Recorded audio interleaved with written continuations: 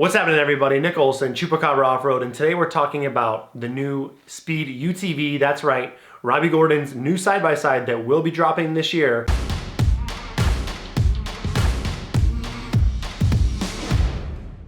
So earlier this morning, Robbie Gordon did a live Q&A where he went over most of the details of the vehicle.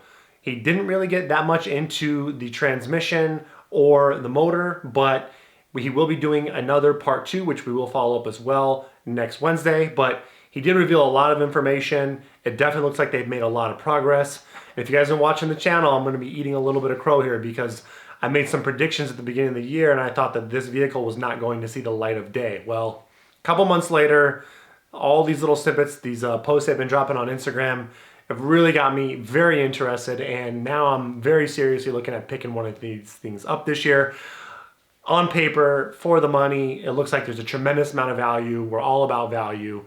If there's one thing we try to do on this channel is try to give you guys as much information to make the best decision to spend your money as wisely as you can with all these new accessories popping up daily, new vehicles, and today we've got a really exciting Speed UTV to talk about. So let's get right into it. So just to set the stage, I currently own a 2019 Turbo S 4-seater Dynamics Edition. That vehicle is about $31,000 right off the showroom floor. The next most comparable vehicle, of course, is the CanAm X3 XRS RR Edition, which 2020 model is 195 horsepower. It's 135-inch wheelbase. It's very close in price at about $30,000 off the showroom floor. This Speed UTV is priced at $32,000, so very similar. And once we get into some of the feature benefits offered with this vehicle, in my opinion, it looks like it's an amazing value compared to the other two competitors. As a Southwest guy, I'm super excited to see these guys starting off right out of the gate with the 4-seat vehicle and getting right into it, 120-inch wheelbase. So one of the first things Robbie touched on was the wheelbase, and he compared it to the competition. So currently, my Turbo S 4-seat RZR's got a 117-inch wheelbase. The new Polaris Pro XP Pro 4-seater is longer at 125 inches, and then the X3 Max Can-Am is 135 inches. So if you guys have watched the channel, you know I'm not a big fan of the X3 because of how long it is. I think the rear seats are excessively long, too long for a lot of other riding conditions other than just the sand dunes. I like going all over the place. Robbie Gordon brought up a lot of valid points that he kind of agreed with what my personal opinions are. This new Speed UTV is 120-inch wheelbase, which he said is the exact same wheelbase as his trophy truck. So a trophy truck is far different than what we're talking about here with side-by-sides, but it is a good point of reference. He's got a bigger pre-runner, which is still shorter than a stock Can-Am XRS, which also has 37-inch tires. So as it leads to wheelbase, he did bring up, yeah, we're building a big Southwest desert car, but at a certain point, you get this diminishing return of having a wheelbase that's so big that he feels it's not going to perform as well in multiple environments. And there's more to life out there, even for us in the Southwest, than just pounding long whoops or pounding sand highway Glamis. So I'm glad he brought that up. I'm glad that he brought some reference points of some high-end vehicles like his trophy truck, like his pre-runner, to give people more perspective what he thought the optimal wheelbase should be. So getting into the chassis, he mentioned that it was not TIG welded, it was MIG welded, which he believes to have said that holds up better for safety tests. It's also a little bit cheaper to produce. No big shock, our current race car is also MIG welded, and TIG welding is a more expensive, laborious process, and didn't really expect that at this price point. The tubing size is 0.95 wall to 120 wall based on certain parts. He does point out that the 120 wall is more towards the front of the vehicle, but most of the rest of it is 0.95. So that's a good sign, going with thicker wall tubing than a Polaris or a Can-Am stock, and then as well as adding some 120 wall in more important sections like the front of the vehicle. One big advantage, 15-gallon fuel tank. So on my Polaris, we're 9.5 gallons. On an X3, or 10.5 gallons. And especially when you start to tune these cars or you're running the turbos in the sand dunes, they do eat a lot of fuel. I've done a ride recently outside of Glamis where it was a sandy ride. I had my 33-inch tires. We did 65 miles and we were almost on E. So out of the gate, they should be able to go around 100 miles on a stock fuel tank, a turbo X3 as well as a turbo RZR. But, you know, like I said, you start adding weight, extra people, you really need to start thinking about carrying extra fuel. So good to see 15 gallons.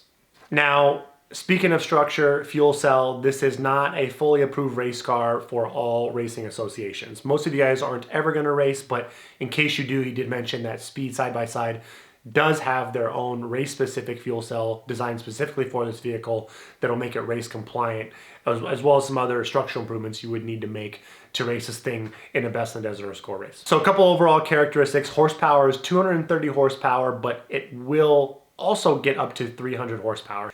Speaking of motor, he said he's worked with some engineers from NASCAR world, from the snowmobile world, as he claims a lot of smart people that have helped him engineer. It's not a 3-cylinder, it is a 2-cylinder, 225, and basically with the electronic setup, you can bump this thing to 300 horsepower by running E85 fuel. So it seems like it's only included for an additional $1. It seems like a no-brainer. Honestly, it sounds perfect. If I'm gonna go to the dunes, I can buy some E85 and the electronics are going to be able to read it, adjust, and then give us more horsepower. So he's going to go over that in more detail next week. So far, it sounds almost too good to be true. The new Speed's going to come stock with 32-inch tires. He didn't say exactly which brand it is. He said it's going to be a 32 by 10 on a 15-inch wheel with the really unique tread pattern. And that gets the vehicle sitting at 15 inches of stock ride height. Now, as that leads to suspension, he mentioned that it's going to have 25 inches of usable travel. Now, usable travel is kind of a term that Polaris kind of coined. It's not the actual suspension travel, but it was really poking fun at the X3, where the X3's got a lot of suspension travel, but it can't use all of that travel with the stock tires because you're going to bottom out the frame. I thought it was interesting that Robbie used that term. So I'm imagining the real world suspension travels around 21 to 22 inches, similar to a Polaris Turbo S. The suspension design is really well thought out. Robbie thinks like a racer, and that leads to the A-arms. The right A-arm and the left A-arm can be interchanged. Same thing with the rear trailing arm, and same thing with the shocks. All 4 shocks are 12-inch stroke, and well, I find that a little bit interesting. I thought he'd go with some longer shock stroke in the rear. I like that you can replace one shock with all 4. Of course, the valving would be different and the spring rates as well. I do feel like the longer shock stroke of a CanAm is an advantage. I think that's why they work so well. Way above my pay grade, just my 2 cents. Not a deal breaker, but I thought it was interesting. Geometry-wise, this is going to have less than half a degree of bump steer in the front end. This vehicle is going to have a 12-inch stroke shock in the front. My Polaris only has 8. Around the same wheel travel, the quality of the wheel travel is probably going to be a lot better in the front. So a couple other things that Robbie mentioned: interchangeable parts. The inner CVs are the same around all 4 wheels. They are the same hubs around all 4 wheels. And the left to right front A-arms, left to right rear trailing arms are all interchangeable.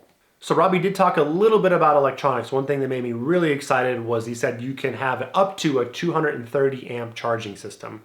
Now, a stock Razor Turbo non-dynamics is about 55 amps, and I think a CanAm is a little bit less than that. So really good to see that he's thinking a lot about electronic needs, running lights, these type of things that really come up more in a racing situation where you are running a lot of high-powered light, all your accessories for extended duration of time.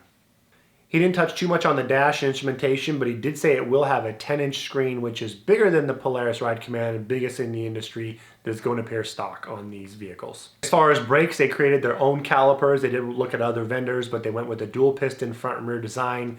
He didn't mention how big the rotors are. He did mention the stock wheels. The clearance is really tight given their brake design.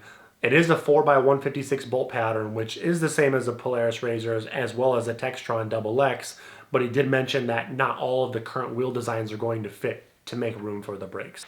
So finally, 4-wheel drive. He said it's not going to have an electrically actuated 4-wheel drive. He said there will be 3 modes: an open diff, 2-wheel drive, and a 4-wheel drive locked, which you can change on the fly.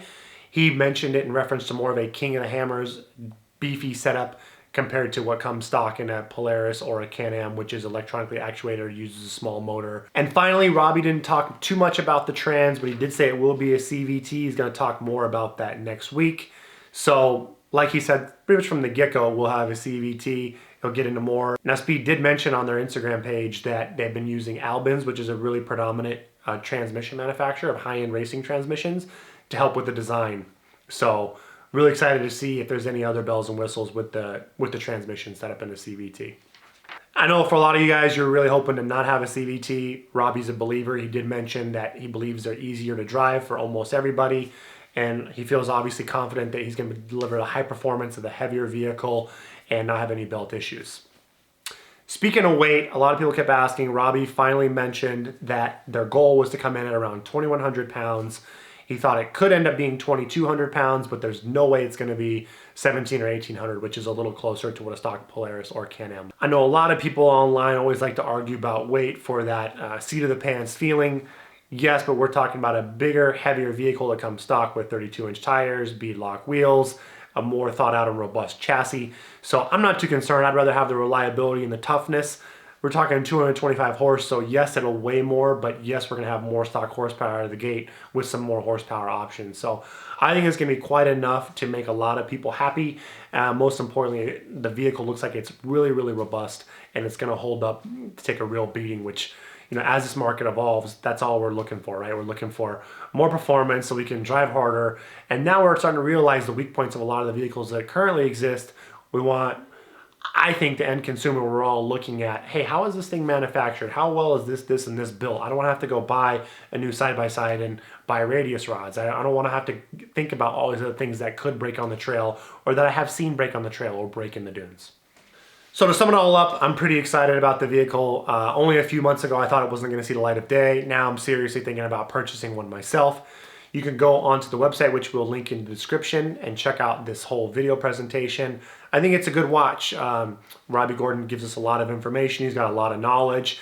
And I like the underdog story of a guy who really, really gets our culture, who's a racer, who's bona fide and lived it through and through, going against the OEMs, having the power and capability to call the shots, which he brought up a couple times. He can control the whole process, make all this vehicle exactly how he thinks it needs to be made, not from a CEO telling him what to do, slowing the process down, or cost averaging, you know, value engineering certain parts. He mentioned that a lot of other side-by-sides cheap out on the hardware. He bragged about how good the hardware is going to be. So on paper, guys, this really seems like it's a hybrid of a production UTV versus a custom built car. So I'm excited about it. I think for the price, there's a lot of value. Also included in the $32,000 price are going to be carbon fiber seats as well as a roof.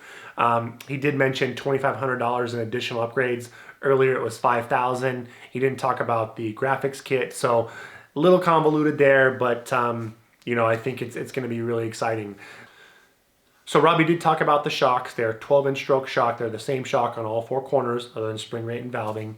They are going to have externally adjustable compression and rebound dampening, and they are going to be true dual rate springs. So good to see. I was kind of hoping for a name brand like Fox or King to appear in this vehicle, but I'm willing to give it a shot. He obviously knows what he's doing. He's saying the internal bypass design of the shock was something he originally designed back on his Riviera trophy truck, which I think made his debut in '94. So, you know, a lot of different ways to skin the cat. Guys like him know how to set up a shock. So I think he knows what he's doing. My 2 cents, guys, I'm really excited about this vehicle. At first, I was really skeptical. I was there at the Sand Show last year when he talked about it. I heard a lot of people put down deposits. Honestly, I thought those people were crazy because he didn't say what motor or what shocks it's going to have. Now we at least know what shocks it's going to have. We know a lot of the design improvements that have been made since we first saw that prototype, which was kind of like a cobbled together 4-seat XX, which what he's telling us, this new vehicle is a lot more thought out.